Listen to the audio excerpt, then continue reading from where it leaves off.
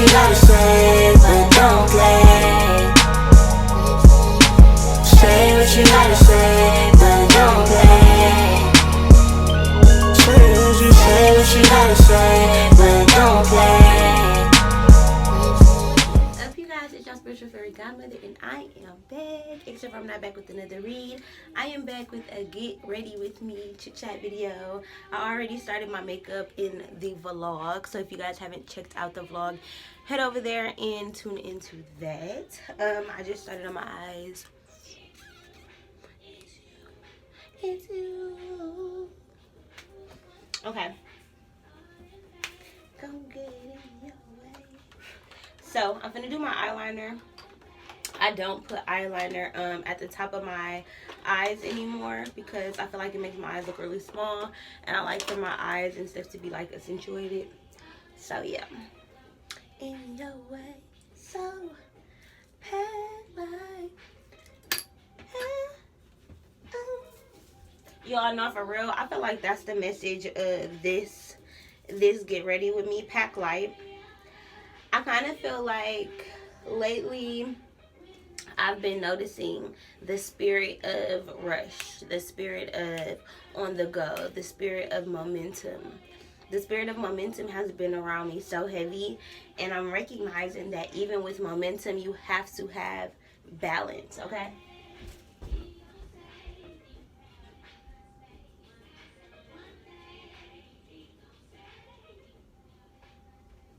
Okay. I say that because lately I've had a lot of momentum, right? I've had a lot. I'm just going to underline my waterline. So, you want to pull your eye all the way up and just...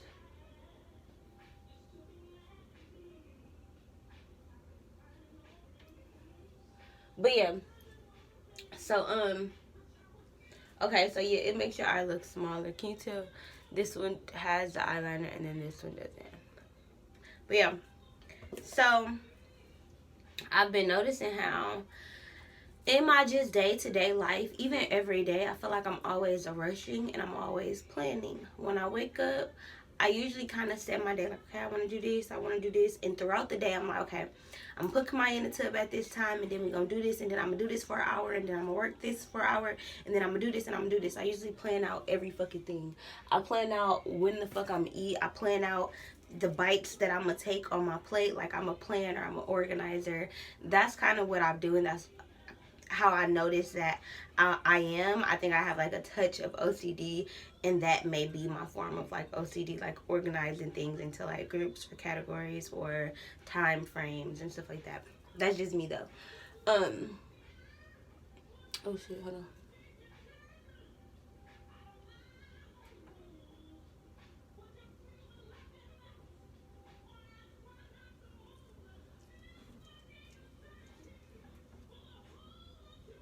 See how this one has a little bit on the bottom and it makes it look super small. I don't like my eyes looking super small. So I'm gonna try to rub this eyeliner off the bottom. I used to do underliner, bottom lash liner. I don't anymore. I'm starting to notice that like makeup really does change the way you look. Like if you want to look different for that day, cool. But it alters the way that you look, like it does. And I just don't want my eyes looking super small. But yeah, anyways, I've been feeling like I'm so rushed to do everything. Like I'm so ready for the next chapter in my life that I'm rushing this chapter. Like yesterday I said to myself, like last night I got out the tub, and I'm like, why am I like rushing? You know, like, I'm like, damn, I really need to put lotion on. Like, I need to put lotion on. I need to get myself together. I need to do something that's for me for real, because I stopped putting on lotion. Like, being depressed and going through shit, everybody handles that shit differently. And for me, I didn't want to get out the bed. I didn't want to clean up my house. I had days where I didn't want to wash my ass. I didn't want to brush my teeth and put on makeup and do my hair and look pretty and stuff. So,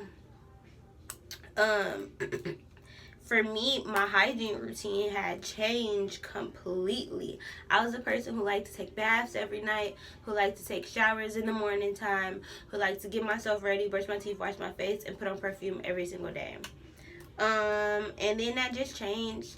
And last night, I really kind of had to sit with myself and be like, damn, like, I was putting on lotion and I had only put it on like a couple places. And I'm like, it's not like I have anywhere to go. Like, why am I rushing to the point where I can't even take the time to put on lotion?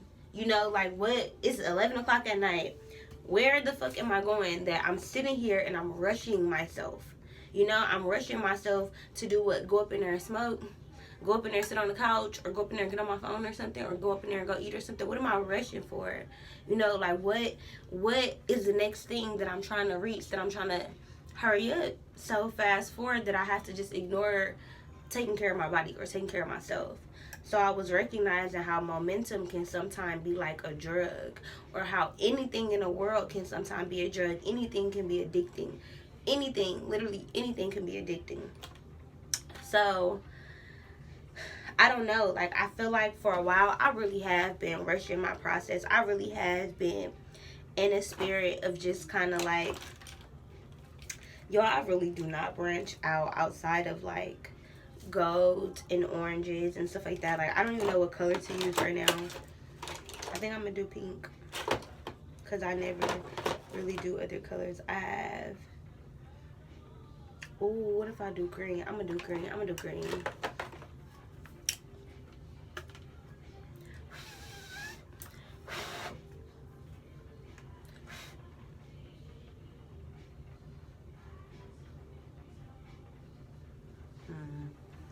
My daughter done played all in the makeup, so it's different kind of colors, I guess.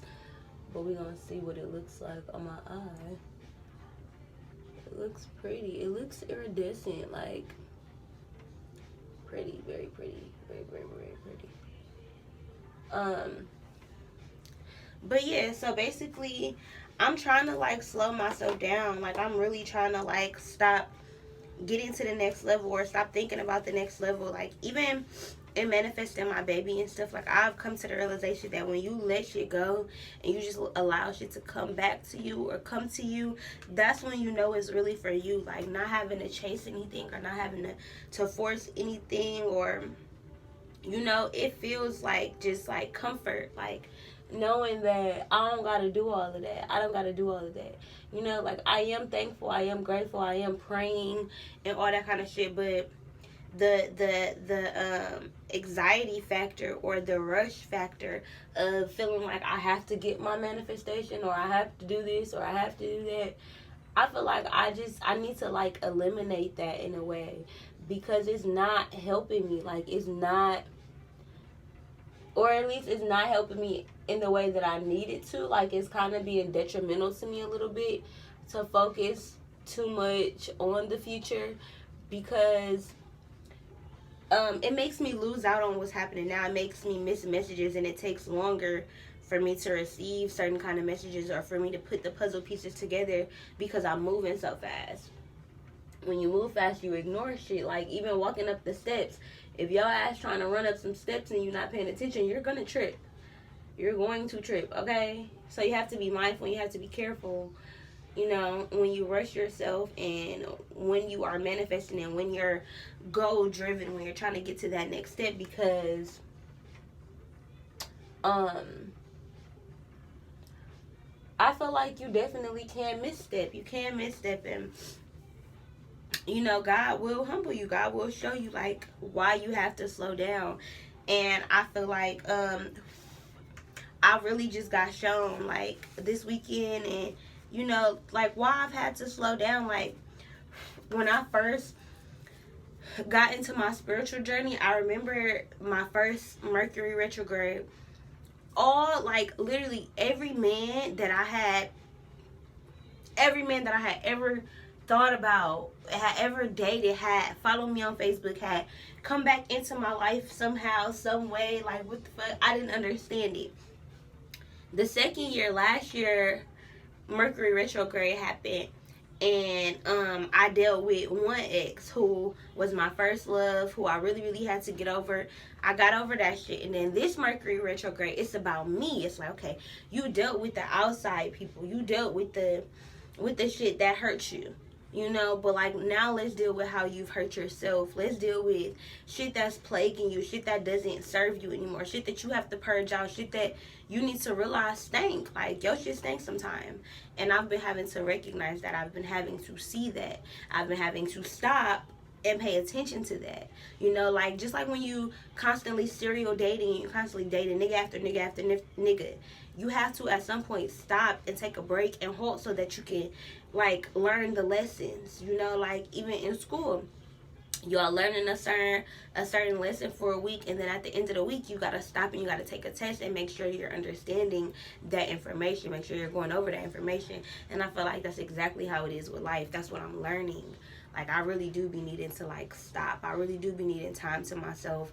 I really do need time to not clean up my house and to not focus on earthly things.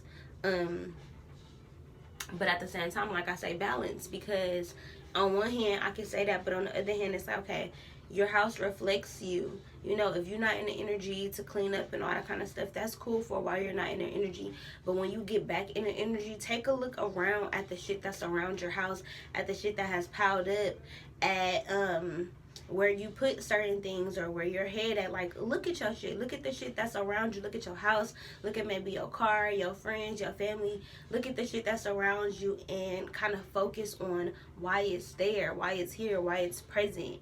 You know, because this shit is a gift. This is a gift. This is the gift of knowledge. This is the gift of lessons. You know, so use that shit. Like, utilize it. Like, figure this shit out.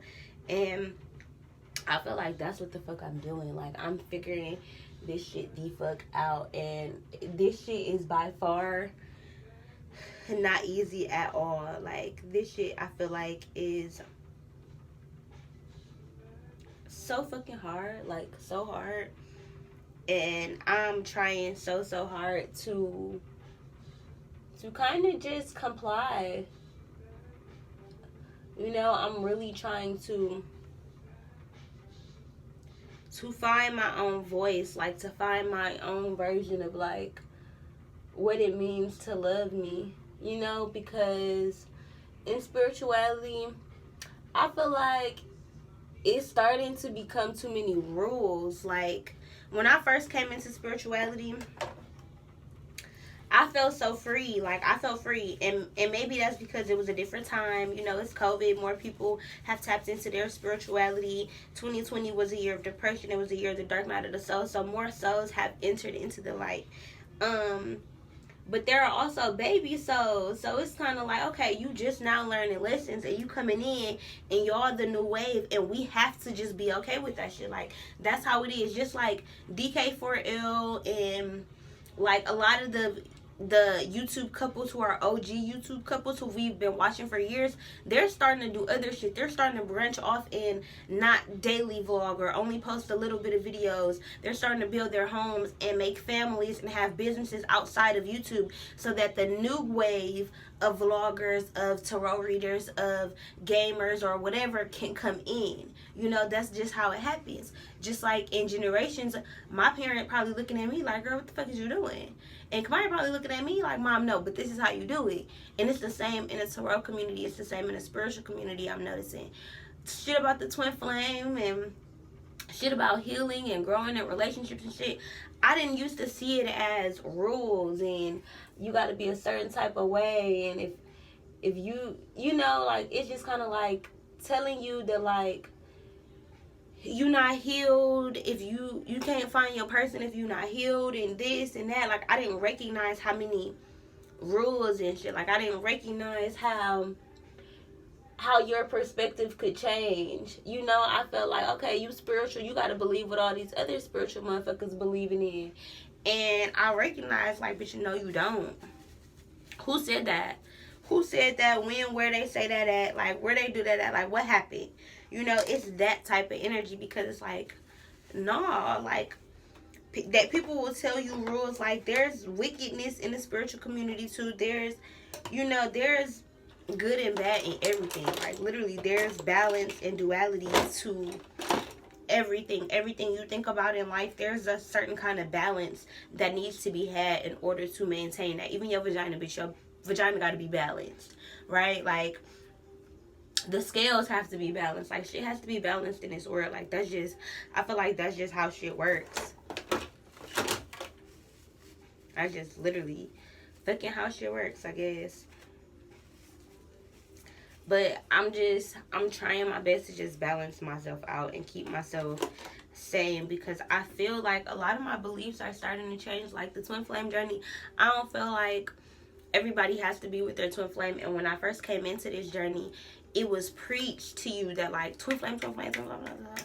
You know, and even like in a community like the tarot community, I can't really watch tarot videos no more, because y'all still talking about twin flames. Y'all still talking about, and I'm not saying that y'all shouldn't be, because there are new people finding y'all videos every day, so y'all have to be able to accommodate everybody. However, your messages have to develop as you develop. You know, if you're not developing, your messages are going to stay the same. Meaning, you're keeping people right here, and people are going to eventually have to leave your channel and go find somebody else higher. Like, that's what's going to have to happen if you constantly stay on the same level. So it's like, okay, I noticed I was watching this tarot reader. I can't watch you no more. You still talking about the same shit from when I first got on this journey. Where's the balance? Where's the balance of change and, you know, remaining the same, or keeping your creativity, or keeping your own flow, versus, you know, because I don't want to still be talking about, yeah, and your twin flame said this, and your twin flame, because I believe in twin flames, but now how I see it, I believe that my twin flame is my first love. I feel like he sparked this whole spiritual shit. You know, I feel like it was just a spark. It was just a, you know, I don't feel like I feel like that song, I just heard I'm in Love with Another Man by Jasmine Sullivan. But I also, the song that I was thinking of, it's a, I guess I see it next lifetime. It's kind of like, I feel like me and my twin flame wasn't supposed to be together. Like, we came here to make each other recognize love. Like, you can have this. Like, it's some real shit out there. Like, let me show you this first. Because he was my first love, it's like, let me show you real love first, so that after you get all this fuck shit, you realize that people, you can really still have love. Even if you go through meeting plenty fuck niggas, I want your first experience to be pure love, so that you can know, like, it's love out there. Because dead ass, I feel like you get 3 loves in your life. You get the one love that will never love you back. You get the one love who you can never love back. And you get the one love where it's going to be an equal give and take. And that's where I feel like I am. You know, my first love, I loved him with every single thing that I had. Like, every single thing that I had. Was going to his job, was stalking him, all kind of shit. Everybody know, like, everybody know in Milwaukee, like, well, not everybody know, but if you was around during that time, okay, sis, then you know. Then you know. I've even done story times on my channel about how we, like, crashed this party and shit like that. But I've also had a love that only loved me, and I accepted the love, but I could never love him. Like, I could never give him me. I could never love him how he needed me to love him. I could never have compassion for him, or just, you know, I couldn't, like, I was in a relationship, I felt like I loved him, but I didn't feel how he felt about me. And now in this relationship, I'm noticing, like, me and my man both have the same love for each other. Like, his love is intense for his reasons, and my love is intense for my reason, but both of us, like, it's equal. Like, we both love the shit out of each other. Like, it's a thin line between love and hate, but the love is there, right? So I'm recognizing, like, everything takes fucking balance. Everything in your life is about duality. Everything in your life is about shit, figuring some shit out, recognizing there's not only one way to do some shit. Like, there's never just one way to do some shit, you know. And I feel like I'm recognizing that too. Like, I've tried, because I know that I want to be a life coach, a relationship coach. I know that I want to be a mogul. I know that I want to be a business owner. I know that I want to have a prison. I know that I want to have a hospital, and I know that I want to have a school. All things that if I don't do, my kids will. However, it's kind of like I've accepted the fact that I have to let go of how I'm going to get that shit. I know it's going to come. That's all that matters. but letting go of how I'm gonna get it and just allowing that shit to come to me.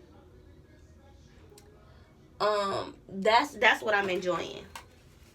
That's what I'm enjoying, because after I had my baby, I feel like shit. I can't expect shit. I just gotta let God give it to me how God gonna give it to me, because it's gonna be given. It's gonna be given. No matter what. You know, I got my baby. I got Zion. I prayed for him. I wanted him. No matter what happened in the pregnancy, like, I got what I asked for. I got the thing that I wanted. I got my son.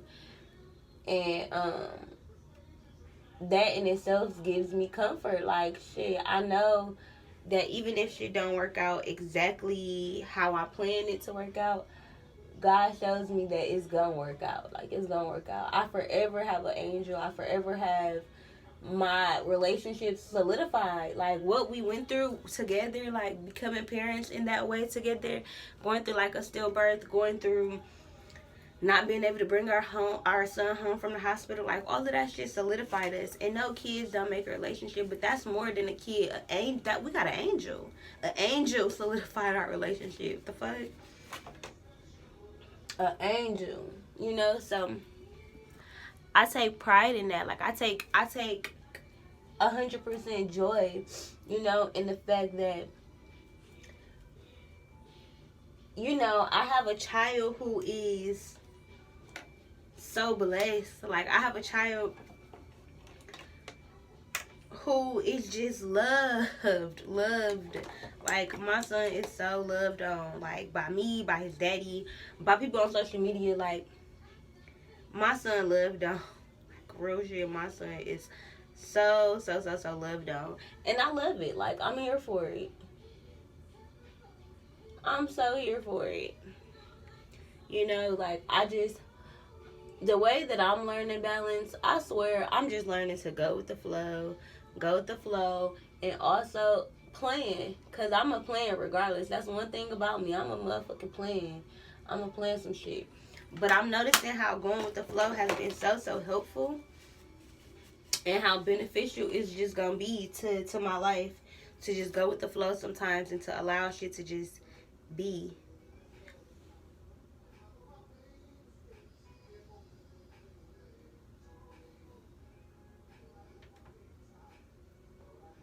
But yeah. So this is what my eyes are looking like so far.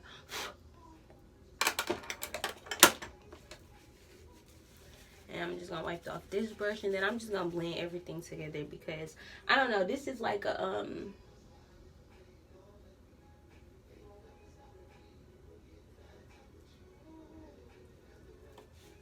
and that's what it looked like.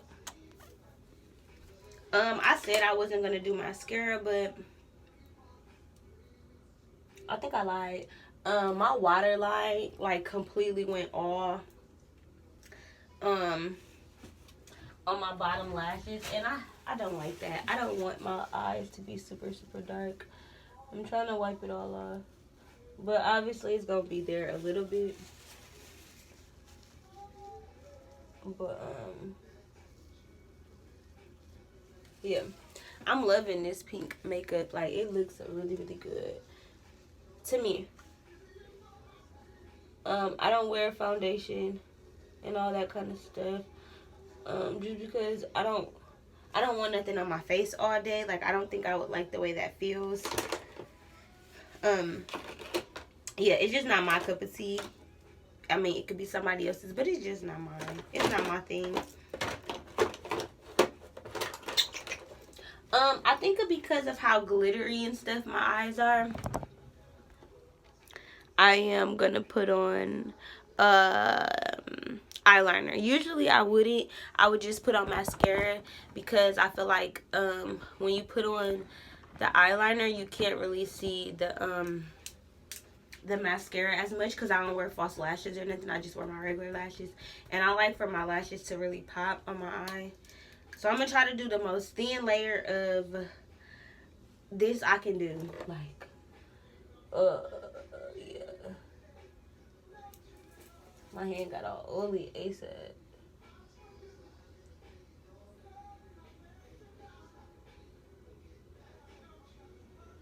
Ain't nothing stopping me from getting bags high with you. I feel like that's Jonathan speaking to the song through me. Like, Caprice, I'm coming home to get you, boo. Like,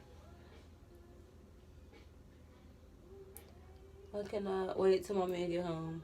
Like, I feel like there's even balance to that. Like, I really needed time away from my man, but now it's kind of like, bitch, okay, time's up. Get your ass back home. Even my daughter, like, it's a 4-day weekend because it's President's Day. So they had a 4-day weekend. And I had asked my mom, I'm like, shit, can Maya stay over there till she gotta go back to school? Because, shit, to be honest, y'all, I'm not gonna lie. I've been having Kamaya be at my mom's house a lot because I feel like God finna tell me to move. Like, I'm not trying to put too many people up in my business or have my plans out there. But honestly, can't nothing that no prayer or no thing that nobody's sending me stop my blessing. But I feel like, honestly, I feel like God finna move me somewhere. Me and Jonathan careers finna take off, and I just feel like we will have more opportunities. Not in Milwaukee, not in Wisconsin. Wisconsin is racist as hell. And Wisconsin is white. Like, Wisconsin is white. Like, I live in Milwaukee.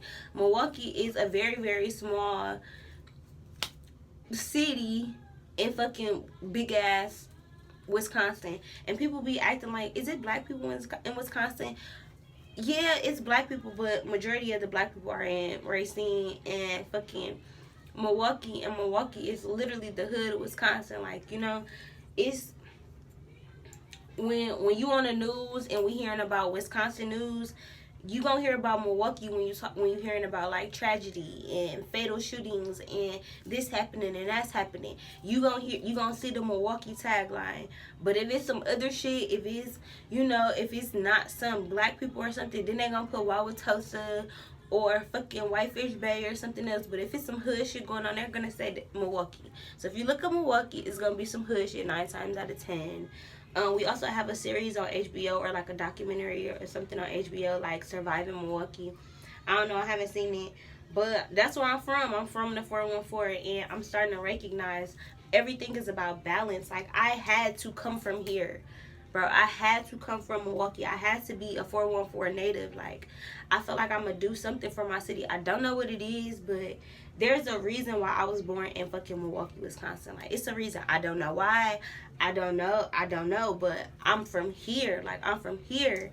And I don't think I ever really had no appreciation for my city because this all I ever knew. I didn't really know about traveling and going out of town, and I ain't never been out of town. And when I have, I was a kid, and y'all know I have mental illness. I don't remember that shit. So for me, this is all I know, you know. This is all the fuck I know. Like, this is it. Living like this, living in poverty, motherfucking hoods and ghettos and shit. Like, that's what the fuck I knew. Like, I grew up on the lane. I grew up in the hood. And I didn't even know it. My mom never let me know that I was in the hood because, shit, I had old-ass neighbors who had been in the hood for their whole life, generations in the hood. You know, like, people in the hood knew my family. Like, my family was well known and shit. So it was kind of like we didn't have to feel scared. Motherfuckers knew the Rogers. Motherfuckers knew us. You know, like, even if I didn't know that shit, like, the adults knew what the fuck was going on. Like, you know, I grew up jumping on fucking mattresses in the abandoned hood, like in the abandoned hood spot where the house burned down and shit. It's all mattresses and shit, probably bed bugs, roaches, all type of shit, and we flipping off that shit. Finding old mattresses, putting it on our lawn or whatever, and flipping off that shit. Like, that's the kind of hood shit we did. Like, that was fun for us. That was kid shit, you know, like going. I'd be all over the fucking neighborhood. I'd be all the way on motherfucking.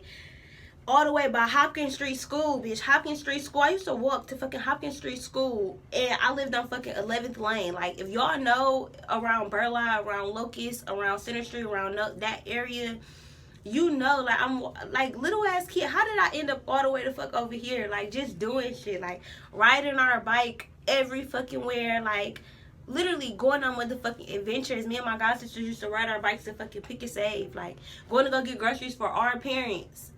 Like, kid shit, hood shit, but shit that other people don't go through, and you don't recognize that, motherfucker. Like, you, when you living in a place, when you grow up a certain type of way, because really, thinking about it, my family, people can look at my family and think that we ain't supposed to have shit. Like, look at my grandma, look at the people who we have in our family, look at the hood that we grew up in, and you would think, like, damn, they not gonna have shit. You know, like, they grew up in the hood, they grew up in this neighborhood, they ain't gonna have shit. Like, they gonna be like everybody else. They kids ain't smart. They like, you know, that's usually how it is in the hood. Like, okay, your kid's not really educated because the parents at work, or the parents gotta work. The parents are not really able to spend time with their kids, not really able to instill morals and values in them. So guess what? The kids is being raised by the streets, being raised by older niggas, being raised by motherfucking men who are raping girls, or grown ass men on some crazy ass shit with little ass girls, or grown ass men taking advantage of little boys in the hood, making them do drugs, making them suck they dick, all kind of shit, bro. Like, this hood life, this Milwaukee for you, you know, like, that's why this home of the dumpers. Like, that's why, like, we right by fucking Chicago. Like, you think there's not fucking motherfucking drug shit, like, going on? Like, hello, like, yeah, this where I come from.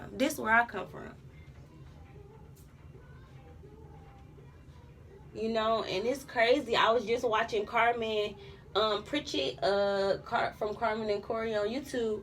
I never watched her before, but her documentary had popped up, and I'm like, damn, okay, this look good. Like, this look like it's gonna be good. So I watched that shit, and now I want to watch all her fucking videos. Like, now I want to subscribe to her channel, because I'm like, this make me feel like I know you on a more personal level. Like, people see this YouTube shit like it ain't nothing. Like, this shit not hard, but this shit is fucking hard.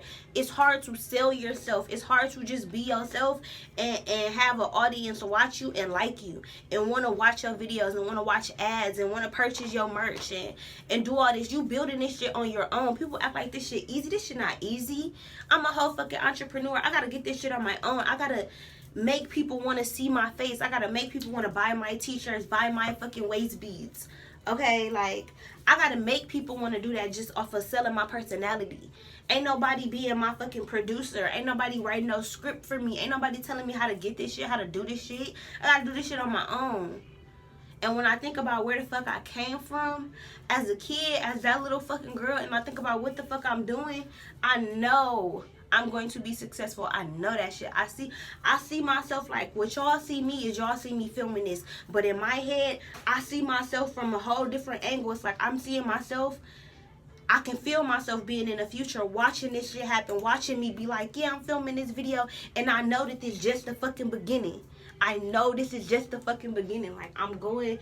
I'm going up, baby. But this my hood, though. Like, this my life. This is where I come from. I look at this shit and I just know I'm finna get the fuck up out of here. Like, Kamaya spending time with her grandma, like, yeah, I'm on that. I'm on that. Don't say shit to me about it. I'm on that. Because I'm finna get the fuck up out of here. And I know my mama, I probably ain't gonna be able to take my mama and my family right the fuck away. But I'm coming back. Like, I'm coming back. Milwaukee forever gonna be home. But I'm ready to get the fuck up out of here. I'm ready to get the fuck up out of here, dude. And I just know, like, my man rap career, like, I feel like us, like, bro, us as a couple, I could just see me doing all the fucking vlogs. We traveling, he in a motherfucking studio and shit, doing his motherfucking music videos, and I'm just filming all that shit. Like, bro, we finna go up. Like, we finna go up. Like, we got some shit. Like, this shit that y'all see us going through, this relationship shit, this cheating shit, or us fussing and fighting at each other, being toxic, whatever the fuck a motherfucker want to say. Watch where the fuck we finna be. Watch where the fuck Zion finna take us. We got a legacy. Like, we got kids. Like, Kamaya smart as a bitch. Do y'all be seeing her on that motherfucking piano? Seeing her sing, seeing her dance? Y'all think Jonathan not finna put her on a song? Her daddy not finna put her on a song? My baby not finna be famous? She not finna blow the fuck up? Like, stop playing. Stop playing with us. I fuck with y'all. Like, y'all real life watch me when I don't got shit. Like, y'all watch the bitch not have shit. Y'all watch a bitch be depressed in the bed. Motherfucker, I don't give a fuck if y'all wasn't really watching the videos. I don't give a fuck if y'all wasn't relating to the videos. Motherfuckers was clicking on that shit. Even if that's all y'all did, motherfuckers was clicking on that shit. Motherfuckers was supporting the fuck out of me through my depression, through my hardship. So when it seemed like, oh, bitch, you film anything and you will talk to anything and you put all your business out here because, bitch, y'all the people who been here for me. This my therapy. This y'all my friends. You know, I don't call my friends. I don't FaceTime my friends. Y'all see me on the vlogs. Do I be FaceTiming motherfuckers? Do I be texting motherfuckers or talking to motherfuckers? No. No, because it's lonely at the motherfucker top. It's real motherfucking lonely at the top. And I know that. I'm motherfucking aware of that. And that's cool. That's cool because believe me, I'm going to be at that top. I'm going to be at that top. I'm going to see it. Like, I know it's some shit in store for me and my man. I know it's some shit in store. Like, my mom, I just see her having like a traveling school business where she could travel with me and take care of my kids, but she can also have her own business, a food truck. She could be a virtual teacher, like teaching motherfuckers. Like, my mama could be a life coach on some real shit. Like, even my auntie is a CNA. My auntie done took care of people her whole life. I feel like I want, at 50 or whatever, or 60, whatever, I want my auntie to not have to work. I want to be able to fly her the fuck out and she come live with us, or, you know, get her a property. She don't got to motherfucker work. I want my mom, I feel like my mama gonna have a career till she old and shit. Like, she that type of person. But my auntie, nah. Like, my auntie been taking care of the elderly, you know, racist ass motherfuckers, old people, like, breaking her motherfucking back, breaking her body down. Like, I'ma fucking take care of my peoples. Like, I'ma dead ass take care of my peoples. And I want everybody to know that shit. Like, I'ma take care of my peoples. I'ma take care of y'all. I'ma take care of y'all. Like, I'ma take care of y'all. Dead ass, I'ma take care of y'all. But yeah, I hope you guys enjoyed this video. That was the get ready with me. My makeup is done. I love it. I'm finna put me on some earrings and put me on some clothes, and I'm gonna take my scarf off, and then I think I'm gonna film me a smoke session. But anyways, I hope you guys enjoyed this rant, this quick, not quick because it's 40 minutes, but this get ready with me, and I'm out of here, y'all.